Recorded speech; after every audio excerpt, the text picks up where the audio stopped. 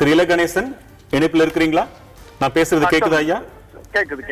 அந்த 7 பேரை விடுவிப்பதற்கு தமிழக அரசு முடிவெடுத்து கடிதம் எழுதியிருக்கிறதே, உங்கள் கருத்து என்ன? இது குறித்து இதுவரையில் தமிழ்நாடு பாரதிய ஜனதா கட்சியோ அல்லது அகில இந்திய அளவில் பாரதிய ஜனதா கட்சியோ எந்த இடத்திலும் விவாதித்து நாங்கள் ஒரு முடிவெடுத்ததாக நினைவில்லை. இப்பொழுது இந்த பிரச்சனை மத்திய அரசாங்கத்திற்கு மாநில அரசாங்கம் கடிதம் எழுதி காரணத்தால் வந்திருக்கிறது. மத்திய அரசாங்கம் இந்த கடிதத்தின் அடிப்படையில் சட்ட வல்லுநர்களை கலந்து ஆலோசித்து ஒரு விரிவான தீர்க்கமான முடிவு எடுக்கும் என்று நான் நம்புகின்றேன். அதுவரையில் என்ன முடிவெடுப்பார்கள் என்று தெரியாத அளவில் நான் என் கருத்தை சொல்ல விரும்பவில்லை. என் சொந்த கருத்து ஒரு கருத்து இருக்கிறது, அதை இப்போது சொல்வது பொருத்தமில்லை.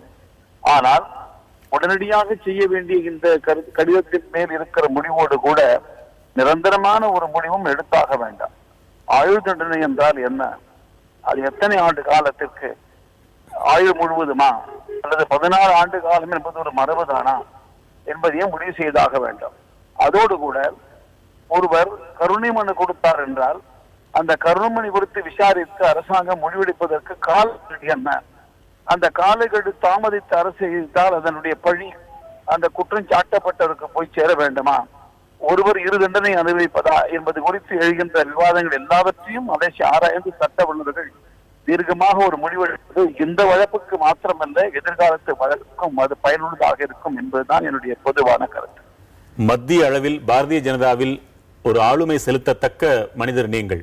தீர்க்கமான முடிவை எதிர்பார்க்கிறீங்க. நீங்கள் விரும்பும் தீர்க்கமான முடிவு என்றால் என்ன?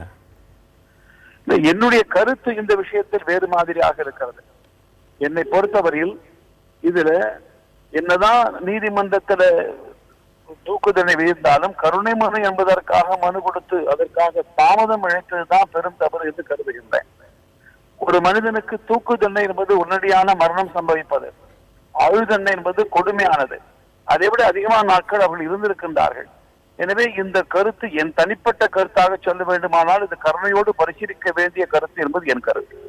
நிச்சயமாக. என்றால் 2 அரசுகளுமே உணர்ச்சி வசப்பட்ட நிலையில்தான் தங்களுடைய செயல்பாடுகளை அமைக்கின்றன என்று பேரறிவாளன் எமக்கு எழுதிய புதிய தலைமுறைக்கு பிரத்யேகமாக எழுதியிருக்கக்கூடிய அந்த பதில்களில் சொல்கிறார். என்றால் மத்திய அரசின் பாரதிய ஜனதா அரசின் உணர்ச்சி கூட பழைய விஷயத்தில் அந்த குற்றம் என்ற அடிப்படையிலே தான் இருக்கிறதா? அல்லது இப்ப நீங்க கூட வருத்தப்பட்டீங்க 25 ஆண்டு காலம் சிறையில் இருக்க வேண்டுமா என்று. இந்த உணர்ச்சிக்கு மதிப்பளிப்பதாக பாரதிய ஜனதா அரசு இருக்க வேண்டாம். இது என்னுடைய சொந்த கருத்து. கட்சி ரீதியாக இதுவரை இது விவாதித்து எந்த முடிவும் எடுக்கவில்லை. ஆரம்பத்திலேயே பதிவு செய்து விட்டேன்.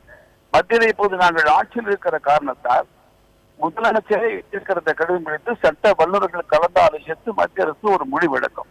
அது என்ன முடிவு என்பதை என்னாலும் சொல்ல இயலாது, கற்பனை செய்தும் சொல்ல இயலாது.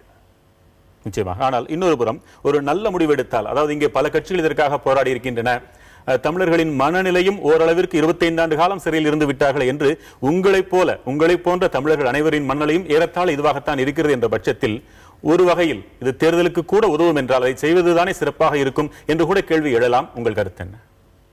இல்ல, இது பல அம்சங்கள், சட்ட அம்சங்கள் மாத்திரமல்ல. இதற்கு முன்பாக பொதுவாகவே நீதிமன்றங்கள் ஆங்கிலத்தில் சொல்ல வேண்டுமானால் பிரசிடென்ஸ் என்பதாக இதற்கு முன்னுதாரணங்கள் இருக்கிறதா என்றெல்லாம் பார்க்கலாம். இதற்கு முன்பாக இதைவிட கொடுமையான குற்றச்சாட்டுக்குட்பட்டவர்கள் நன்னடத்தின் காரணமாக அவருடைய காலத்திற்கு முன்னதாகவே விடுதலை செய்யப்பட்ட வரலாறு எல்லாம் இருக்கிறது.